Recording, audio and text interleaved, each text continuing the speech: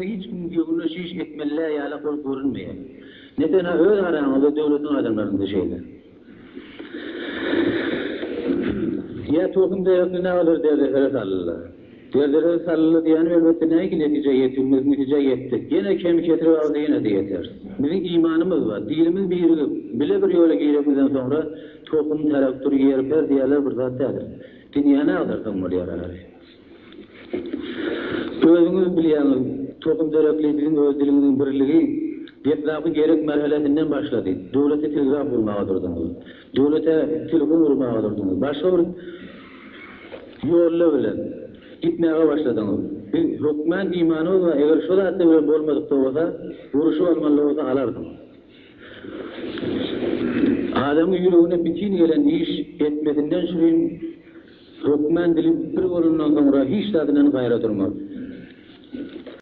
Bir nişvat ya eden gururumuzu baştan ayak ilerlek edek şimdi hemmecik dil birliği var ya.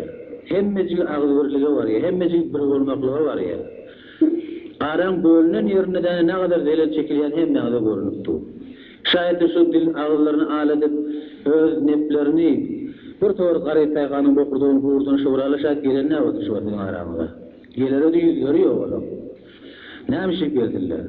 Oğlum öyle haklarını yapmadılar ahire. Yaşayan şu 4-5 tane halkın yakan otalamıştı. Bir doğru oturan bilmeyen garibin halkını yaptılar. Bir doğru bilmeyen neyin ki bilye. Kadim koy devrandan galan yüzleri bilen, yolları bilen, tanışları, bilişleri bilen bir doğru adamın ağzını alarttılar. Bir doğru adamın çörükten koydular. İnni bilirler işlerin neticesini. Mutlağın mukabilinde ağzı bir olup hareket eden adamı da neticesini görür. Şuur ayetçi Kur'an'ımın dilini bir etmeden süreyim. Uğrumuz bir olmadan süreyim. O olamazsınız etraf şuura uğurlup başlarını vurmadan sonra ittihadiye uğurlu, ittihadiyeden sonra ittihadiye sertaseri namayedeleri geliyor. Kollen yani ittihadiye sertaseri namayedeleri gelip oturanına tamam Türk medarının içinde namayedeleri gelip oturuyor yani. Yine de bir düğümden ınarmaz adımda şu ki adam her ardımın ardından sonra, ondan sonra ardımın nehille artmalılığını bilmeyecek o da hükmen şöyle ardımdan yol gidilmez. Sonra ardımın nehille artmalılığını bilecek o zaman adam eşitmelidir, bilmelidir, soraşmalıdır. Yola kaldığı adamdan kefine kulak atmalıdır. Ve şunu edecek de o zaman sizin ittihadiyanın içinde, ittihadiyanın vesilesi olan, bölgen celeseden başka.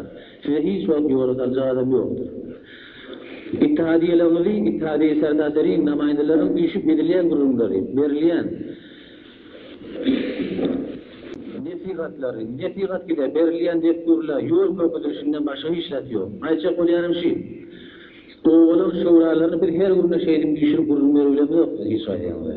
Yani bir şu atkı size ben durum kurulmu değil. Her kadın öyle olanıza kalmaz. Barıp kurulmu verecek olacak hiç ondan 20 gün 30 gün yerine gelmeli. Yani her gün gidende de doğuşu barcak adam barcağını ya barmacağını başa vurur. Onun için anlatacak yolu siz şu çatırıkları birbirinden ayırmalılar. Bundan şu çatırıkları iderlak gelmeli. Siz öyle yetkiyen boğumunuza çelle gelmeli iderlak. Boğulan adamlarının yetkiyen boğumu gelip şuuratı bile temas tutmalı. Gelip şuuratı bile gurrun etmeli. Neyme gurrun oldur demeli. İttihadiye yapı gurrun ceresesinde neyme gurrun etti, neymeden gurrun geçti. Toplumun gurrunu nazır olur, taraftır nazır, devlet neyme deyiptir bize, neyme diyecek oluyor. Biz nazır durmalı, burada diyecek oluyor. Şu zatların hemmesini şuuralın vazifeti oğulları düşündürmeli. Şuura nereden öz bilyenleri, öz cahinden artık mızrak olmadan süreyim, öz mehallerini kurulayan ittihadiyede hükmen şirket etmeli. Şirket etmesele de şu ittihadiyelerden yeki sormalı. Siz yeri gerek olanlar hakkınız kavu soruyağınız. Ama şu zat yerden ne biter gereklidir. Yer diğerlerin elle saklamak gerektir. Bir alakanla iş tamam oranı saklanacak olan şu bilimlere yetmeli, şu yol salgılara yetmeli, şu yol tanışlara yetmeli. Yetecek olan ittihadiye namayendelerinin gururunu olmalıymış. İttihadiyeden sormalıysan namayenden İttihadiye sertaseri gitti, falan ovada oturuşu olmalı, şu da ne mi gururum oldu demeli. Şu gururumları açıklar eşitmeli. Etmeyen ittihadiye olsa, yolsuzluk korkutuyamada şuları ayırmalı.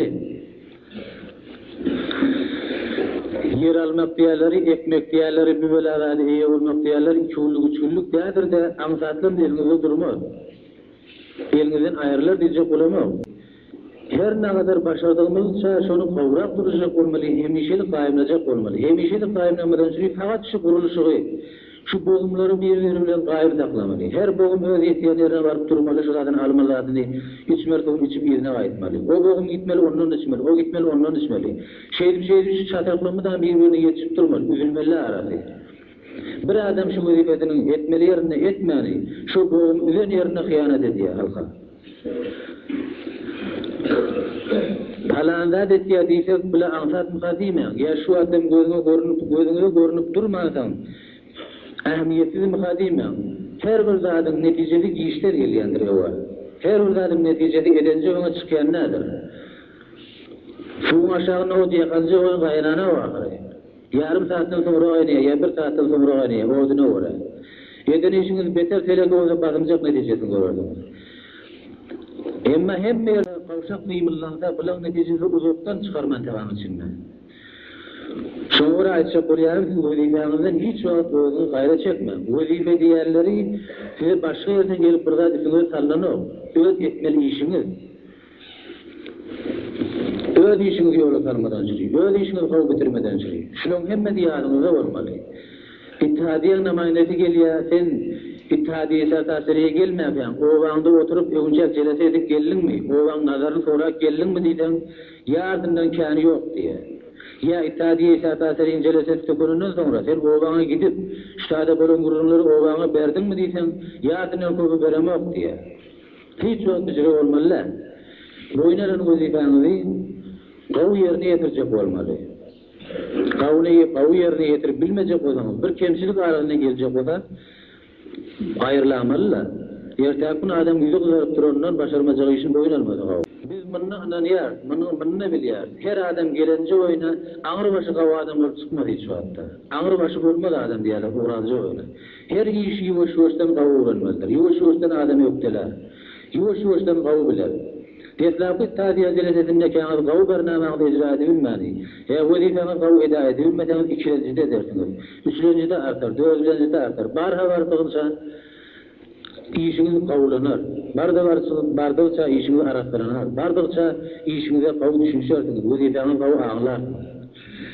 Deslap ben falanlar edilmedim ama falan deydiler deyip de gayret çekecek olan ya göğünü kavuyacak o da hiç vakti olmalıdır.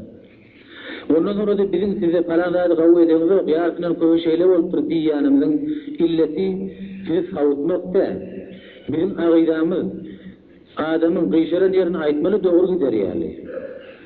Kıyşaran yerini aytıp tane şunu beter kıyşaracak buramız yok. Niyet bilen. Siz deyip elbette biz sizden olakanına bitti diyelim. Siz şahada yok yani işte. Bir öğrenen adamın kânisini sizden öğreniyoruz.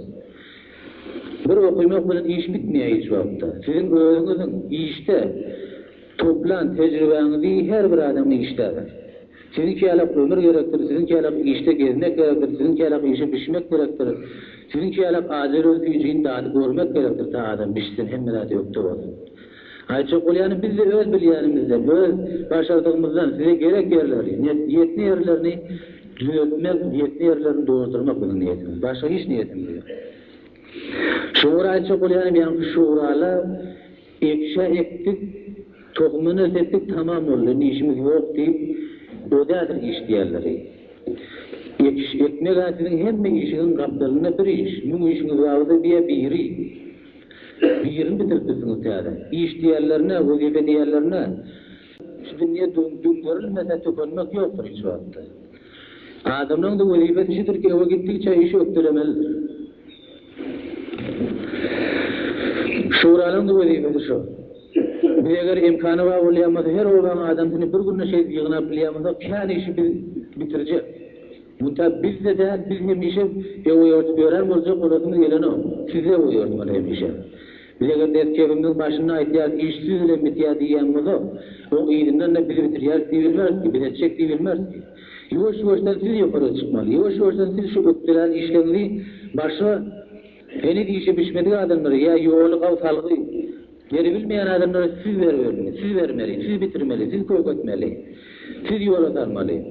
Türkmen Zahra'nın şişiği saklamak, Türkmen Zahra'nın hakiyanın adamların hakkını yetiştirmek, bir adamın, iki adamın ya bir oğlan, iki oğlan vazifesi de sizin hem nağını vazifeniz. Heleyden hem hemmesinin vazifesi. Şon Türkmen Sahranın bir yerine bir zelil gelse, ya bir hemmesine bir ende zelil gelip başlasa, sizin hemmeğine gelip başlasa ahiret. Men yanlışanım bilen bir maňa geler, ya bir oňa geler, ya o yanlışdy diýip oturanyňyz bolmaz. Hatta netena öz işinizi, öz wezifeňizi gawy etmeli, gapdalyňyzy da ters ýmylýarmyzy, ya gawy işini etmeýärmyzy da o da wezifeňiz. Ondan da bar hesap almaly. Sen näme şu borçy boýun alyp tursan, gawy ýerine ýetiň.